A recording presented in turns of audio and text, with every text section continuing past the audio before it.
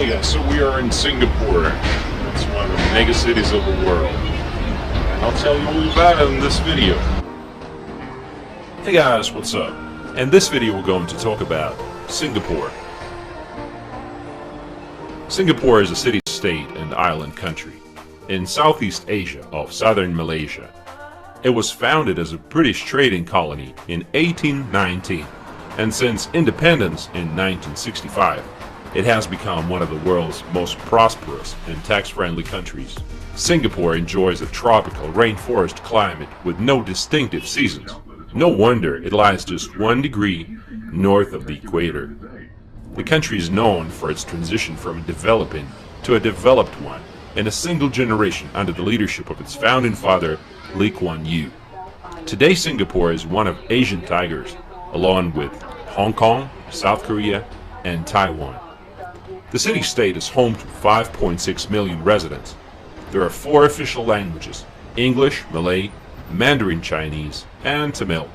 Most Singaporeans are bilingual, and English serves as the nation's lingua franca. Singapore Changi Airport was opened in 1981 and is now rated as the world's best airport by Skytrax for the 6th consecutive year since 2013. And is one of the world's busiest airports by international passenger and cargo traffic. More than 58.7 million passengers have landed in Changi Airport in 2016. It's so huge and modern that it even has movie theaters in Terminals 2 and 3. And it's all for free. Can you believe that? Now let's take a look at different parts of Singapore. Orchard Road is Singapore's most famous shopping district. It's a 2.2 kilometer long major road with lots of shopping malls. This bustling boulevard is now a retail and dining paradise, with over 5,000 establishments offering the ultimate lifestyle experience to tourists and locals alike. But it's not all that pricey. You can find lots of inexpensive dining options.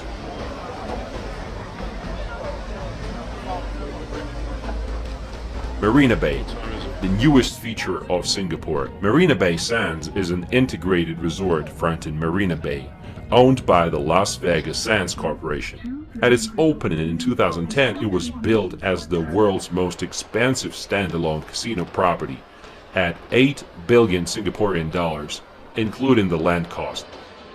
Complex is topped by a 340-meter long sky park with a capacity of 3,900 people and a 150-meter long infinity swimming pool set on top of the world's largest public platform. Rooms at this hotel start at $400 a night. Nearby, the newly opened Gardens by the Bay is a futuristic park which consists of 3 water park gardens, including giant artificial trees that glow in the nighttime. The towering 50-meter tall trees within the Super Tree Grove are brilliantly illuminated with a kaleidoscope of colors, making for a memorable experience. The Garden Rhapsody light show is wonderful and totally free, and it takes place twice during the night, at 7:45 and at 8:45 p.m. Just take a look at this.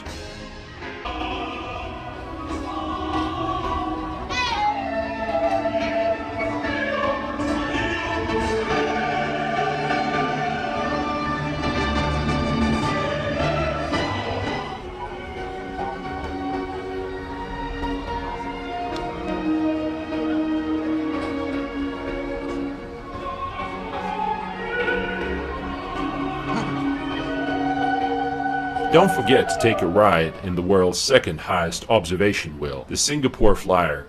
At 165 meters, it missed the first place by just 2 meters.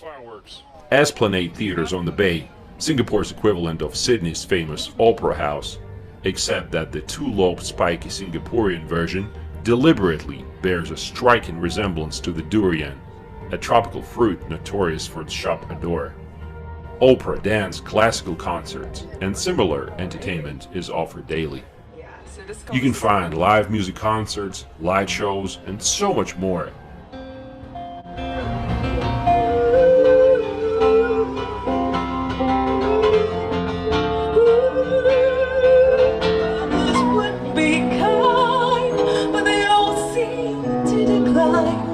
She could still be alive, hoping for a sign.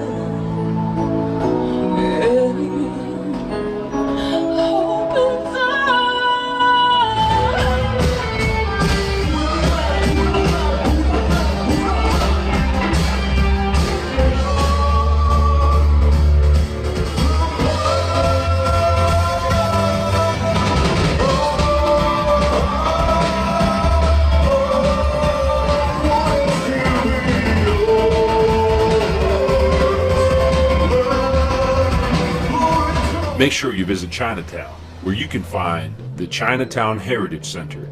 Visit the Buddha Tooth Relic Temple and Museum. The central streets of Chinatown are packed with stalls selling all sorts of Chinese trinkets. Little India is another district, and it's located north of the city core. It's the center of the large Indian community in Singapore. Little India retains its distinct identity without degenerating into a mere tourist attraction. Sentosa Island. Before it was known as Sentosa, this island just off Singapore's southern coast was a British military fortress. When the Japanese occupation in the Second World War was over, Singapore returned to the British rule, and the island was renamed Sentosa, which translates to peace and tranquility. Today, Sentosa is the closest that Singapore gets to Disneyland, with a casino, Universal Studios Adventure Park, and cable cars. Among Singaporeans, the main popular reason to go to Sentosa is to hit the beaches, Siloso, Palawan, and Tanjong, from west to east respectively. Unfortunately, the water here is rather murky, due to the never-ending parade of ships across the straits.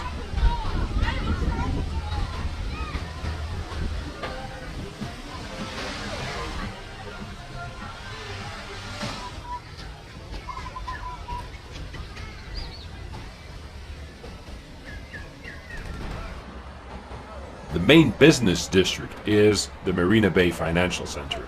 It's a mixed-use development located along Marina Boulevard and Central Boulevard at Marina Bay. Skyscrapers in Singapore cannot be higher than 280 meters. There are presently 3 buildings of that height. Despite the fact that Singapore is often referred to as a concrete jungle, the truth is, there's an abundance of greenery in almost every area of the city. Almost half of the territory of Singapore is covered by vegetation and parks.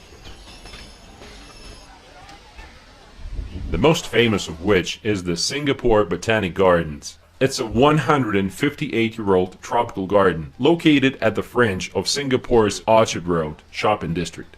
It's one of the 3 gardens and the only tropical garden to be honored as a UNESCO World Heritage Site.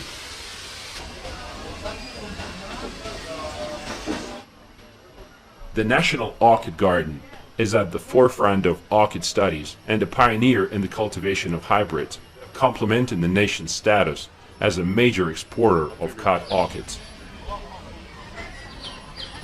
The lush ponds of Palm Valley in the gardens are a popular spot for picnics and outdoor concerts. Singapore is also referred to as the Garden City for its tree-lined streets and greening efforts since independence. The rain trees along the roads are easily recognized by their massive umbrella-shaped, wide-spreading crowns which can reach 20 to 30 meters across. There are lots of hidden gems in the city, places like Rifle Range Road. It's a popular 13-kilometer jogging and cycling route, where you can actually run into monkeys. How cool is that? Singapore is incredibly clean. Even chewing gum is banned in Singapore and can only be bought from a pharmacy for medical use. Some public elevators come equipped with urine detection devices that set off an alarm and close the doors until the police arrive. Spitting isn't allowed either. Do it in any public place in Singapore and you'll be slapped with a fine of up to $1,000. Same goes for littering.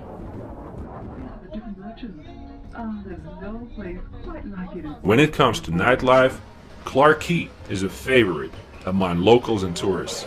It's one of the best locations in the city, set around a picturesque body of water and the shadow of the towered central business district skyline in the background. Row upon row of bars and restaurants line the beautiful boulevards, offering great alfresco dining. Clarke Quay is undoubtedly the reigning king of nightlife destinations. This riverside festival village combined dining, drinking, and clubbing for the ultimate night experience.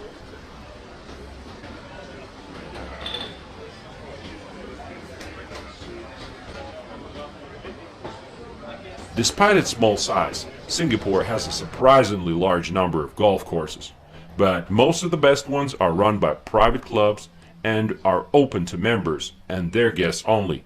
The main exception is the Sentosa Golf Club. Housing in Singapore is outrageously expensive, but there's a trick. Public housing in Singapore is managed by the Housing and Development Board under temporary leaseholds for 99 years only. See? What? Oh, sorry. Oh my god. 82% of the resident population live in such government-subsidized houses. Only Singapore nationals and permanent residents can avail of the subsidized housing. There's no slums and no ghettos, no bad areas in Singapore. All the residential buildings I came across looked modern and very decent. Price per square meter in the city center is a staggering $16.5 thousand.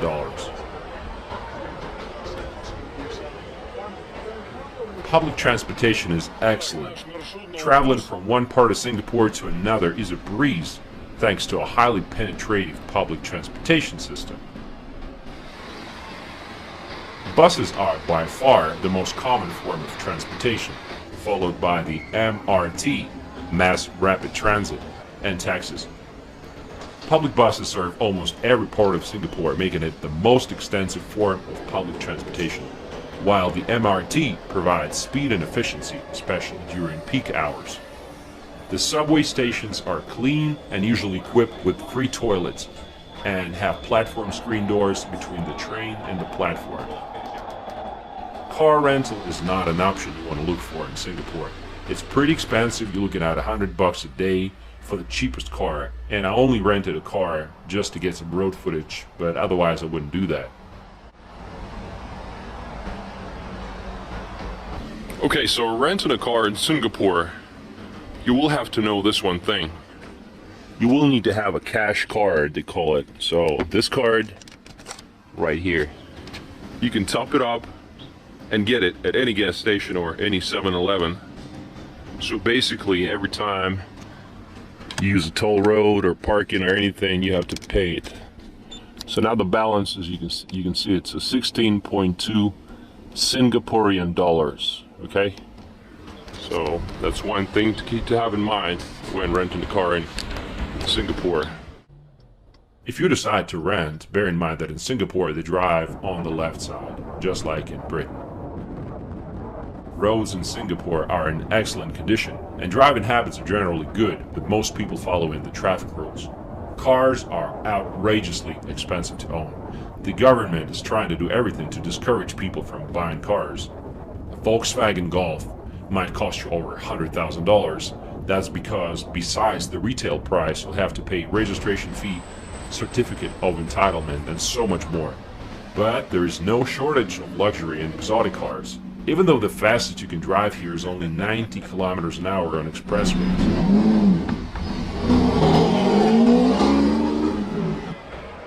Average monthly salary after taxes is $3,000. In general, prices in Singapore are about twice as high as they are in Thailand or Malaysia.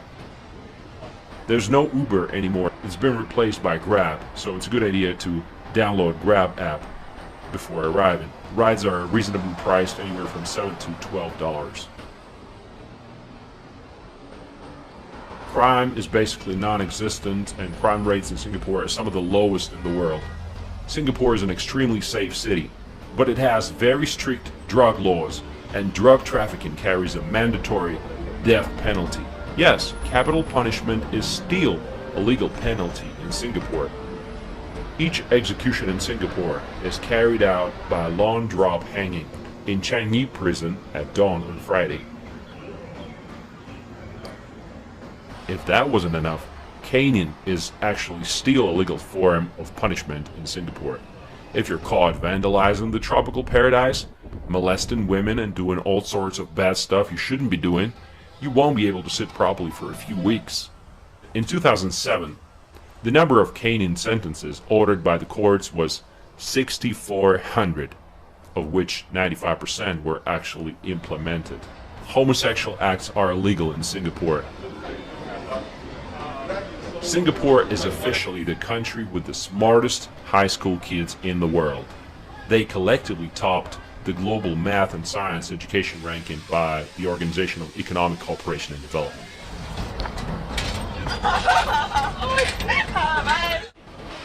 Singapore is a melting pot of cuisines, incorporating a rich heritage of food dishes consisting of Chinese, Indian, Malaysian, and Indonesian influences. You can try these dishes in the hawker centers and in the food courts of shopping centers. Most Asian cultures are rice or noodle focused, but in Singapore they're both. Whether eaten straight, blended into juice, or used as a topping in a shaved ice dessert, a wealth of tropical fruit is an important part of the Singaporean diet. There is of course the famously stinky durian, which Singaporeans cannot get enough of. In Chinatown, you can visit the famous Hong Kong soya sauce chicken rice and noodle. It's a street food stall owned and run by Chan Hon Man. In 2016, it became one of the first 2 street food locations in the world to be awarded a star in the Michelin Guide. The merlion, a half fish, half lion beast, is a fitting symbol of Singapore. Let's face it, Singapore has come a long way. Today, the city ranks highly in numerous international rankings and has been recognized as the most technology-ready nation, world's smartest city, world's safest country, 3rd largest foreign exchange market, 3rd largest financial center, and the 2nd busiest container port. It's hard to believe that in 1964 they had racial riots here and people lived in poverty. Today, Singapore has the 3rd highest GDP per capita, and the passport of Singapore is 2nd in the world after Japan for visa-free travel granted by most countries to its citizens. Tell me in the comments what you like most about Singapore. Thanks for watching and stay tuned. More videos are on the way.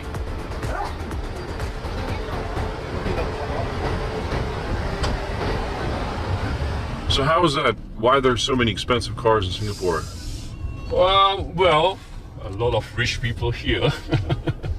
That is what I can say. How did they make their fortunes? Depends. Those very rich ones, actually, they are most of them developer. You know, they make their first pot of gold from the rest. The safety on the streets and the very low crime rate. Yeah, nowhere else in the world, I would say. Okay. Yeah. Oh, actually, what are the real estate prices here? If you want to buy an apartment, say in a place like this, what would it go for? Okay, my estate, my apartment, it was built by the government. Okay. So it's subsidized for the citizens. But if you were going to buy like a private condominium with all the facilities, it will cost, around my area, it's going to cost like 1.5 million and above. Oh wow! And more, yes. How many square meters? Maybe like 100 square meters. Okay. Yeah. So it's a pretty modest apartment and a house for 1.5 million. Yes. Now, when you say the government subsidizes some part of that, what's the percentage they subsidize? It is like maybe half of what it would pay for a private condominium. Okay, so that would be like 750. Yes. Okay. I drive for a living. Yeah. Well, you always air conditioned, so. No. I'm trying to say that because I drive for a living, I'm almost like constantly on the road. Okay. Because Singapore is so small, we have cameras everywhere. we are heavily surveyed. we are under heavy surveillance. Yeah, you are.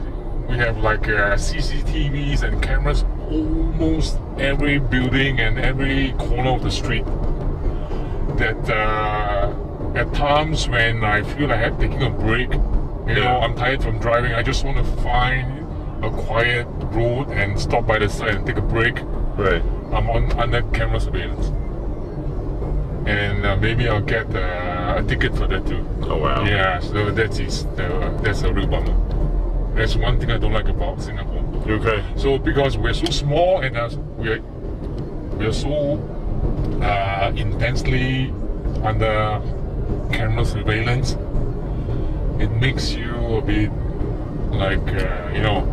I like living under pressure. Yeah, even you look like these street lamps. They have cameras on top.